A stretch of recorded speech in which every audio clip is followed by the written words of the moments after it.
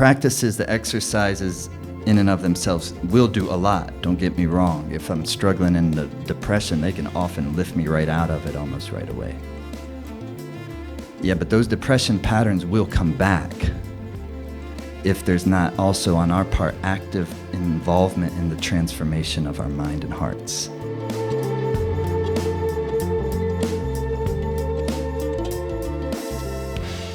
Thanks for being here. Nice to see you all. Happy Eclipse time? Happy Eclipse time? Hi everyone at home, all over the place. Thank you so much for being here. Well, it's a good week at Life Force Academy. I think we do Eclipse as well. And they say like happy eclipse time, but eclipses are often, well, if you ever seen it, who's seen like a total solar eclipse before? Like, it's pretty phenomenal, isn't it? And definitely if you saw it, maybe you would feel, and didn't know anything about it, it would be, have a feeling of being somewhat ominous. No? It's easy to kind of feel like, with unsettled energy. And definitely there's unsettled energy. There's a total change in the magnetic field when the shadow goes across the sun or the moon, definitely. These things are not that far out, We know the moon controls the tides. Like we didn't know that already, that wasn't like common, we all agree upon that. Science has proven it, and we know the moons, influence the tides. And then we didn't think that. We just thought the tides were the tides, and then all of a sudden some like weird yogi person came and said, actually the moon controls the tides. Be like, oh yeah, sure, dude. So you never quite know. That's why it's nice, I think, to be open to possibilities of things, to not be also healthy skepticism. Maybe skepticism is not the word, discernment. Yeah, always keeping good discernment, trusting our own intelligence, and staying open to possibilities. As soon as we close down the realm of possibilities, we kind of get more narrow in our ways of thinking about things, and therefore the narratives and the stories that our mind produces, the more kind of narrow they are, the tendency is for them to be more difficult. Because when things go difficult, when we're feeling challenges in life, and then the perspective is so narrow, then it's hard to see the forest for the trees, and just something that's in actuality, in almost all cases, just a passing difficulty. It's a wave of difficulty that is then going to be followed by another way of ease later. But it's hard to see that and to know that, or for that even to matter or to even care about that in the moment when we're being just kind of trampled by the challenges of our lives. Yeah, like a wave that we weren't quite prepared for is bigger than we realize. Oh, this is more strong than I realize, and it crashes you down. Haven't anyone ever had that experience in the ocean? That's kind of what similarly, isn't it? Like emotionally, when we're feeling, whoa, the super heaviness of life, super difficulties of life. And yet, then, difficult does not mean bad, though. That's the key thing. And so eclipses can bring unsettled energy, which then can create difficulties, but not always. Especially if we have the sensitivity to at least endeavor to lean into whatever the challenge may be. That's sometimes hard because the challenges in life is kind of disrupting our sense of comfort and also our sense of feeling safe. And so when those things are disrupted in our lives, then it's harder to see the wider, bigger perspective. And so when we're in it, sometimes it's none of this stuff I'm saying really even matters. That's why it's nice to practice things all the time, using mantra practice in particularly on a regular basis, so that when those types of things happen, you already have this kind of thing that works to transform the tendencies of the mind that I'm working, because on an ordinary day, when things may be, don't need to be amazing, but they're also not horrible. That's kind of most days, right? And now, with time, all days can be quite blissful, but meaning amazing versus horrible in terms of the changing seasons of our lives. Some days are like, wow, that was a great day. That was a really hard day. Yeah? In both a great day and a hard day, still there can be bliss. But I'm talking something different. So if I have some sort of, and mantras are the best, because mantras are that which deal directly with the mind. And pretty much all the yogic systems agree that of all the tools of yoga, the mantra is kind of the highest, because it's so helpful. And so that's what yogis do, they take on a mantra for themselves and they always keep it near, and they use it all the time. And and especially the best time to use it is when you can notice thought patterns that are really miserable patterns, misery-producing patterns, start to bubble up into the surface. Then you can just go to the mantra. But if I'm not used to doing something like that on a regular basis, and then when those patterns bubble up to the surface, the mantra is not going to be worth much. Do you know what I mean? It's like, just breathe. This isn't going to be enough for what that motherfucker just said to me, or whatever it may be. Breathe. Sometimes breathe is good advice.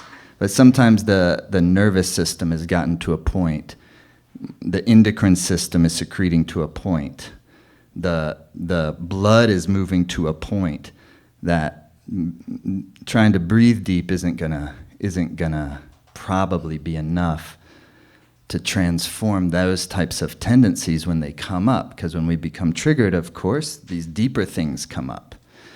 And that's hard, it hurts, it's not fun. And sometimes we say things that we don't mean, or say things that to people, often it's to the people we love the most, right? This is in our relationships where all of these things get kind of brought up, and these are the people that are actually the dearest to us and we're the most unkind to. All of us, myself included. So I say that with love and compassion, it's not a judgment at all. And it's an acknowledgement, and then out of that comes some wisdom, hopefully. Is that, I don't have to be miserable, actually. That's the most important thing, I think, to start with, is to see if I can come to that realization. I don't have to be miserable. I can be really happy, actually. But in order to do so, there has to be transformation of the fundamental patterns that keep us unhappy. And that's what yoga is all about. That's exactly what yoga is all about. But doing just the practices, the physical practices and the meditations themselves will not be enough in order to actually get into that, what feels like an other level of happiness. The practices, the exercises in and of themselves will do a lot, don't get me wrong. If I'm struggling in the depression, they can often lift me right out of it almost right away. Yeah, but those depression patterns will come back if there's not also on our part active involvement in the transformation of our mind and hearts. That doesn't happen from some clever trick that a Kriya can do. You know what I'm saying? Or any type of clever trick. Or some sort of plant medicine or anything like that. Always we have to be involved in, and we want to be involved. We're not giving our power away to some outside thing, even if it's something good, like a Kriya or a plant. Or a teacher, for that matter, that we're actually responsible for our own happiness. And we can make ourselves happy if we really, really want to. If we really want to. And then you go on the journey to do it. And that's what life is all about. It doesn't have to be dreary.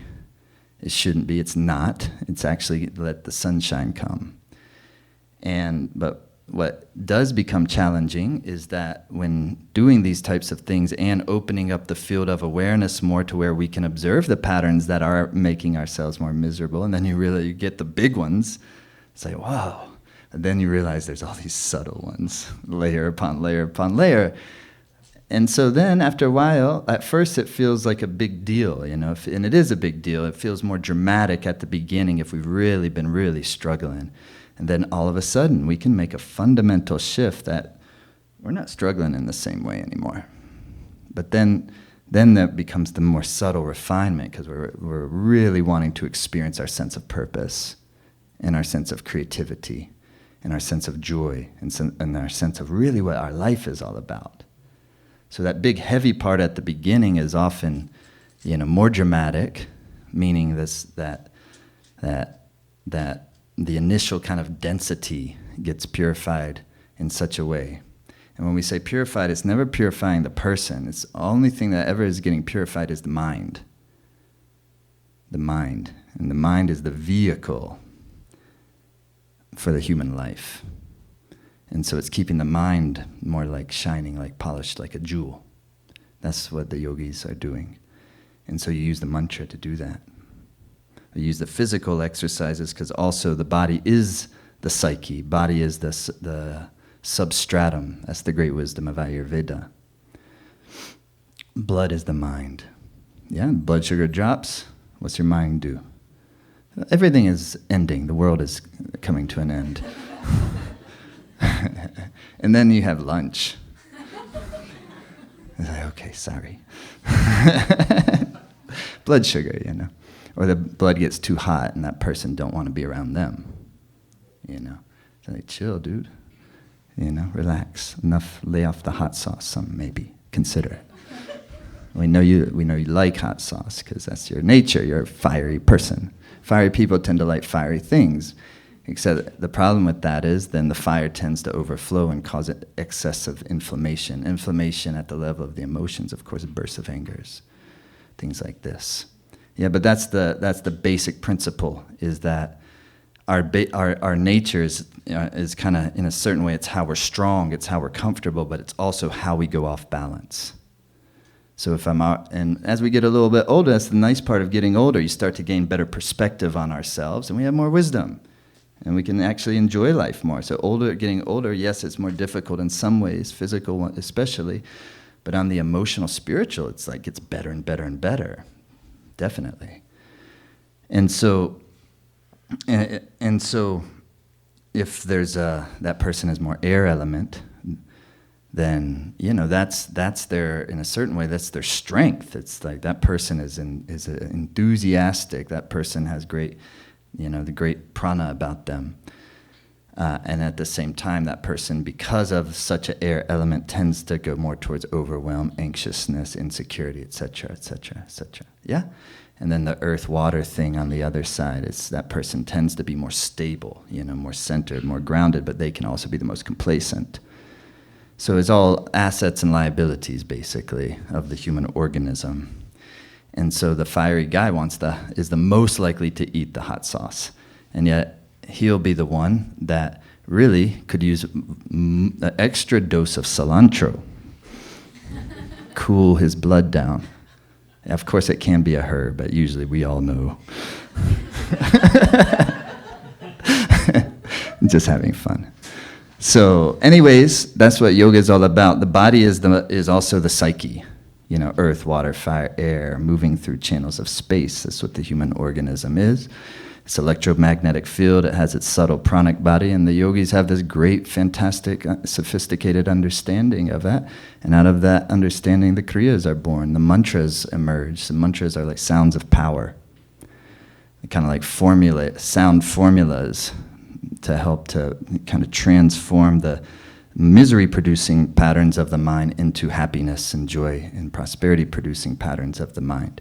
Not by being excessively positive, in fact, by going between positive and negative.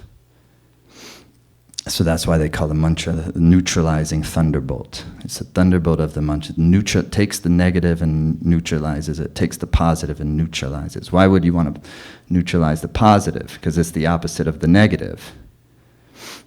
And so we want to get in between those two things. And that's what in Kundalini Yoga they call the neutral mind, negative mind, positive mind, then neutral mind. But the neutral mind is the intuitive psyche. The neutral mind is the meditative mind. And so that is the part of the mind that we want to strengthen. So when you have that neutral mind, the intuitive psyche is becoming stronger and stronger, then what are you doing? You're seeing more and more the forest for the trees, because you're not being overwhelmed by the negative or the positive, because both. We get overexcited about things. To that extent, we will crash at some point. And so, and we want to get excited, but then we feel like if we're not getting excited, we're not going to enjoy it. But that's not true. We're not going to enjoy it as much. I think we enjoy it even more when we're not grasping on it. You know, when it's starting, this feels like the blessings of the universe coming to me. You know, but then also when challenging things come and you're growing from it and you're learning from it and you're loving deeper because of it, you'll say, this feels like the blessings of the universe coming to me. So between, you know. Thanks for watching on YouTube. Best easy way to stay in touch with us. Hit the subscribe button here. You'll see our videos when they come up. If you enjoyed this one, hit the like button. It'll help more people see it, help the channel grow. I appreciate you watching.